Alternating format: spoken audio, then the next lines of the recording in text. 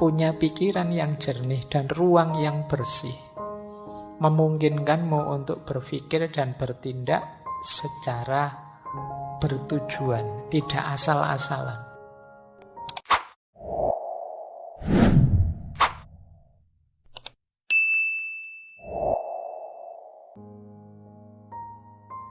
Assalamualaikum warahmatullahi wabarakatuh.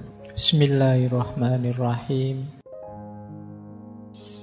Isi pikiran kita itu mungkin sudah banyak yang kadaluarsa, yang out of date, yang kotor, yang ngeres, yang ruwet, yang bulet, dan lain sebagainya. Ayo bersih-bersih. Saya beri judul Clear Mind.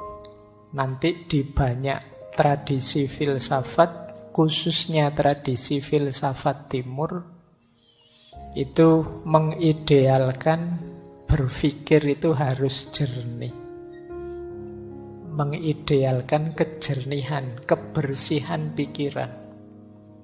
Tidak sekedar teknik berpikir yang canggih, tapi pikiran itu sendiri harus bersih, harus jernih, tidak terkontaminasi oleh hal-hal yang dianggap negatif.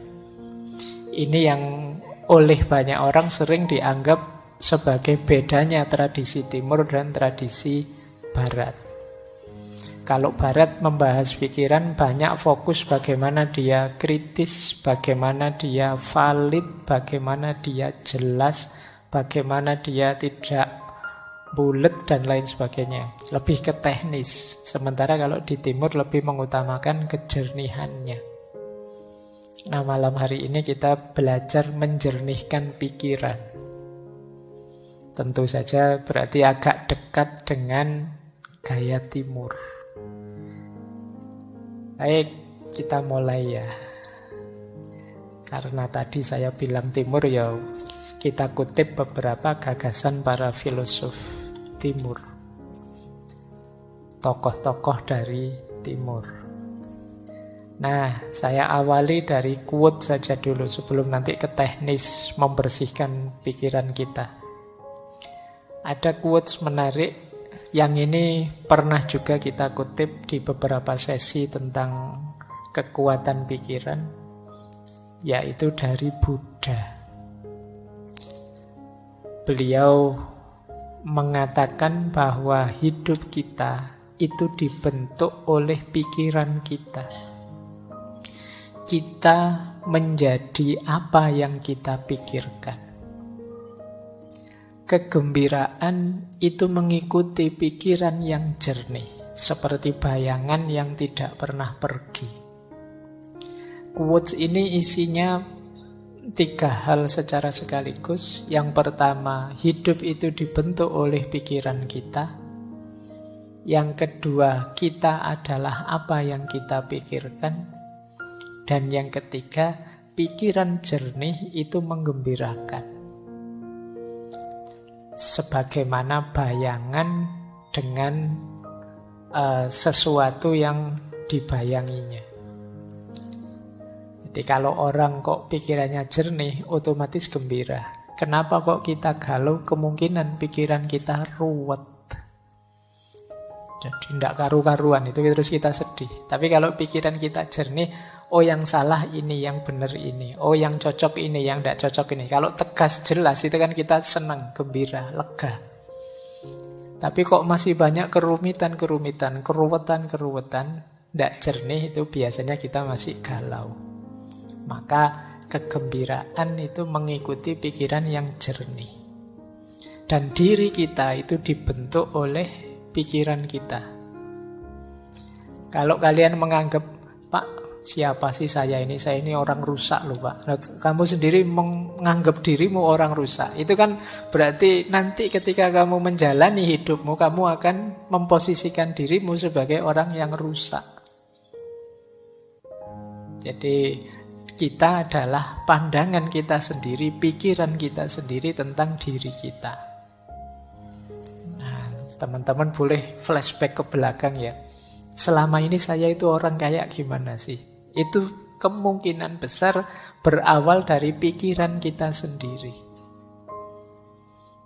Jadi, Mungkin kalau bahasa jauhnya, tidak penting kamu ganteng beneran apa tidak.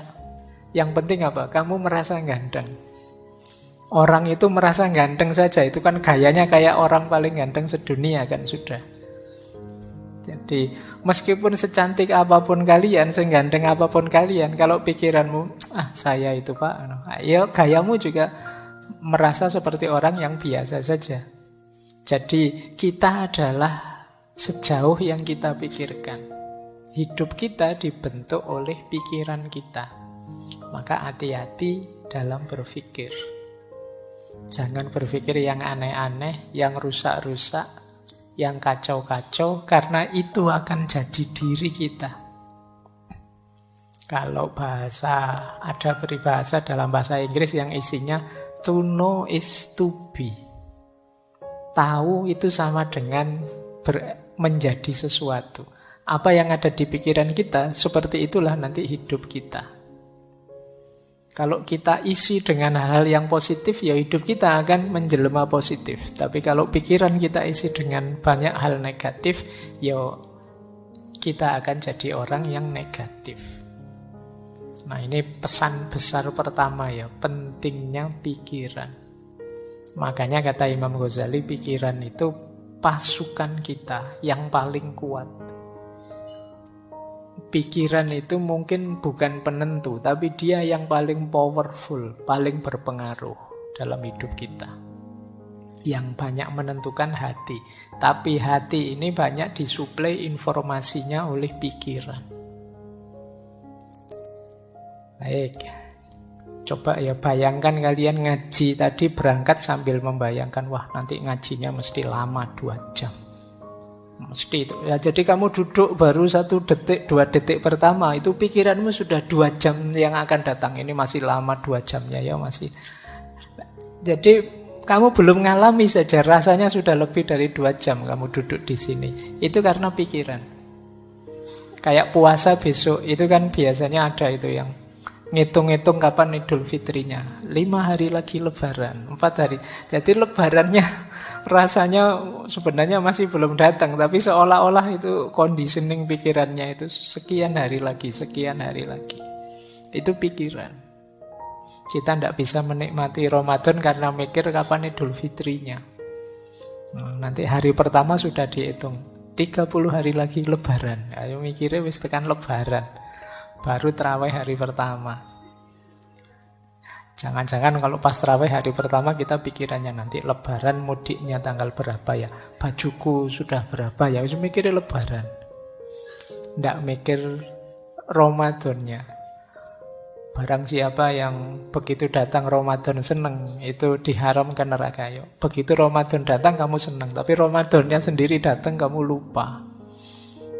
Yang hadir di pikiranmu lebih banyak Idul Fitrinya sama liburan kuliahnya. Jadi kupuh prei sama seneng-seneng Idul Fitrinya sampai lupa Lebaran. Itu pikiran. Hidupmu, gayamu, orientasimu ya ditentukan oleh pikiran. Maka penting pikiran yang jernih. Ada lagi kalimat dari Zhuangzi. Kalau ini salah satu tokoh dari Taoisme. Dulu pernah kita bahas khusus beliau ini. Kata dia begini, mereka yang mengikuti Tao. Tao itu artinya jalan. Ini konsepnya mungkin agak dekat dengan kalau dalam Islam ada thariqat, sama-sama jalan.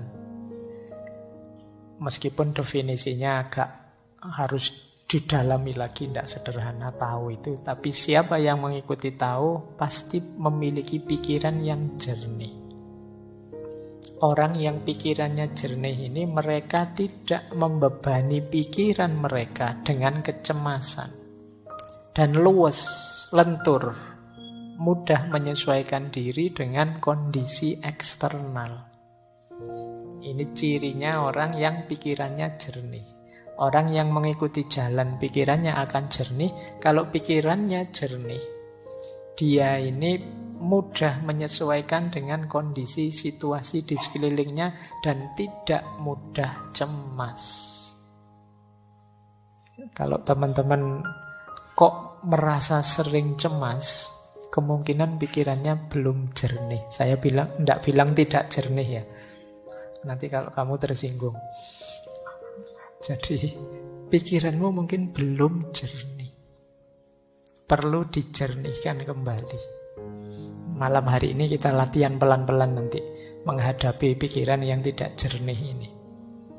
Saya tambah 3 lagi dari beberapa. Yang pertama dari Erich Fromm, psikolog, psikoanalis, filosof yang pernah kita bahas tentang cinta.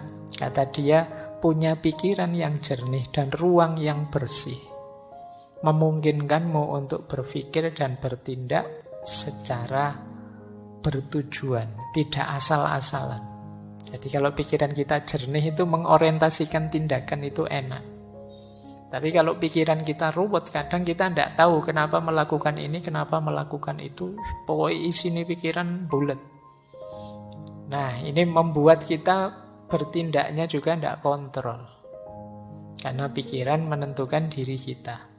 Atau kata yang dari India, Naval Ravikant. Ini sebenarnya bisnismen, tapi juga penulis. Kata dia, kita mengatakan bahwa kita menginginkan peace of mind.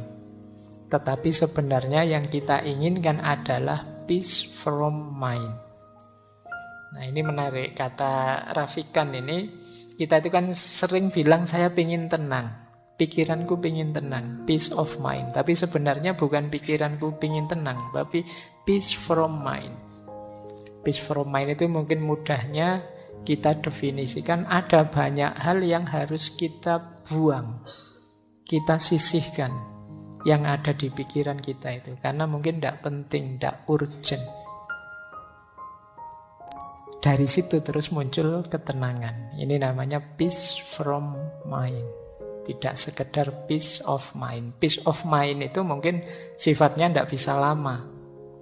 Tenang dulu sebentar, kayak kalau kemarin pakai teorinya Schopenhauer kan pakai musik saja bisa untuk peace of mind. Tapi kalau peace from mind, membersihkan pikiran dari hal-hal yang tidak penting, tidak jelas, tidak ada gunanya, itu akan menenangkan.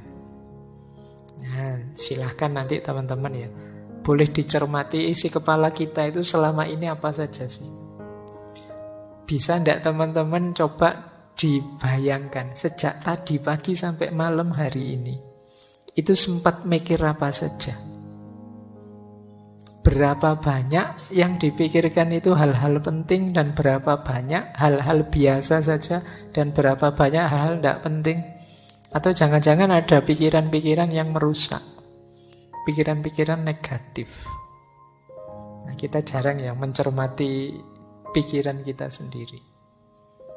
Kira-kira yang paling mempengaruhimu itu pikiran-pikirannya siapa? Atau pikiran yang seperti apa? Atau berita informasi yang seperti apa?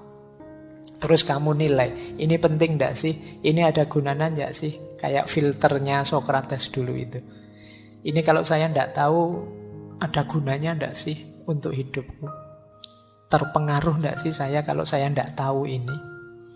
Coba ya nanti kamu cek lagi. Kalau masih bingung juga caranya gimana sih Pak? Wis kamu buka WA-mu sajalah. WA grup atau WA yang kamu sendiri. Itu kira-kira info-info di situ itu hal-hal penting. Atau ya, isinya iseng semua saja. Semuanya isinya share, komen, like, dan isinya bongso ngono-ngono kuwi. Semuanya copy paste. Nah, kira-kira kalau kamu ndak ngerti itu, kira-kira ada gunanya ndak sih? Kalau misalnya dicoba ya, coba kalau ndak usah kamu baca info-info di grup-grup WA-mu itu 1-2 hari saja, terus hari ketiga kamu buka, kamu ketinggalan informasi banyak ndak sih? Ada hal penting yang terlewat ndak sih? Atau ya biasa saja itu Pak, saya bisa langsung ngikuti di hari ketiga itu langsung bisa ngobrol lagi, ndak ada yang ketinggalan sama sekali. Oh berarti mungkin banyak pembicaraan yang ndak penting. Nah, coba ya kamu sendiri yang ngecek sejauh mana sih aktivitasmu sehari-hari itu bermakna. Ayo, sejak pagi sampai malam hari ini sudah melakukan apa saja?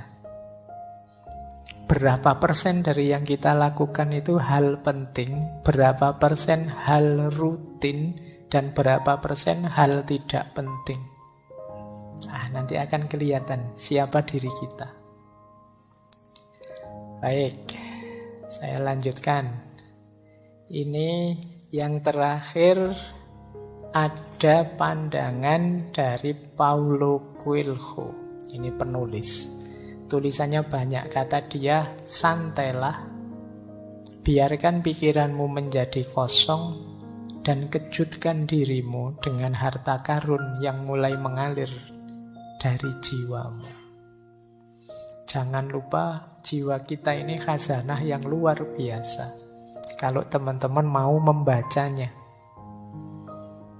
Nah, khazanah yang luar biasa ini sering terpendam, tidak muncul.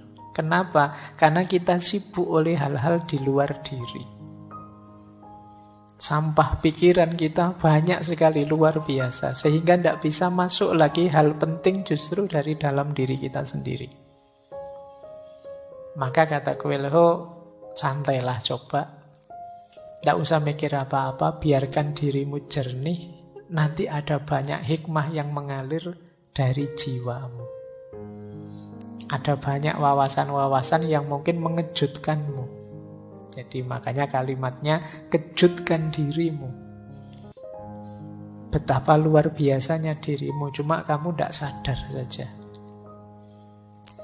Baik ya, ini sebenarnya memprovokasi kita untuk berpikir jernih. Ayolah, menjernihkan pikiran. Hari ini banyak distraksi yang membuat kepala kita ruwet. Jadi saya sering didatangi teman-teman muda, mahasiswa dan lain sebagainya yang itu mengkonsultasikan sesuatu yang sifatnya hanya overthinking. Jadi sekedar cari ruwet saja. Yang tidak ada manfaat praktisnya, tidak ada manfaat idealis nilainya untuk hidup praktisnya. Nah ini tidak saya salahkan ya, tetap luar biasa, betapapun nambah wawasan, nambah ilmu itu bagus. Tapi kalau bahasa saintifiknya kurang tepat guna. Jadi ya nambah ilmu oke saja, nambah wawasan oke saja. Tapi kalau bisa ya yang paling tepat guna, manfaat untuk meningkatkan kualitas dirimu dan kualitas hidupmu. Jadi jangan hanya dipilih, wah rasanya ini menarik Pak. Ya, kalau menarik ya banyak hal menarik, luar biasa. Tapi itu manfaat enggak untuk hidupmu? Penting enggak untuk peningkatan kualitas dirimu? Nah, baik, ya mumpung masih muda. Jadi kalau timbunan wawasanmu itu sesuatu yang manfaat, baik untuk dirimu dan untuk lingkunganmu, ya insya Allah nanti kalian akan jadi orang yang hidup seperti dijanjikan Allah. Semakin nambah ilmunya, semakin tinggi derajatnya.